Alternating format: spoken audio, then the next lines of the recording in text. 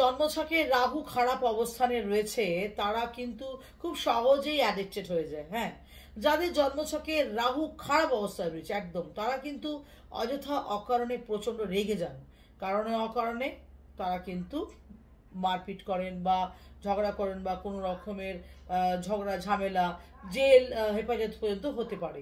তো court case ও লিটিগেশনও তাদের সাথে কিন্তু লেগে থাকে যাদের হচ্ছে রাহু খারাপ থাকে। তো এই রাহুকে যদি ঠিক করতে চান আপনারা, নিজের ব্যক্তিগত জন্মছক তো অত্যন্ত ইম্পর্টেন্ট, কারণ ব্যক্তিগত জন্মছকে কোথায় রাহু বসে আছে তার সঠিক রেমেডি যদি আপনারা করেন তাহলে দেখবেন তাহলে রাহুর খারাপ প্রভাব থেকে কিন্তু আপনারা মুক্ত হতে পারবেন।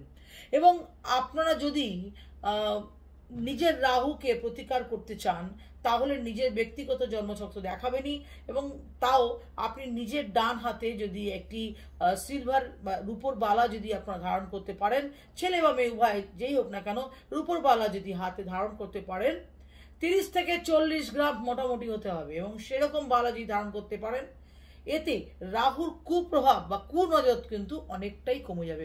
অবশ্যই আবারও বলবো ব্যক্তিগত জন্মছক কিন্তু অত্যন্ত ইম্পর্টেন্ট এই ক্ষেত্রে। নমস্কার।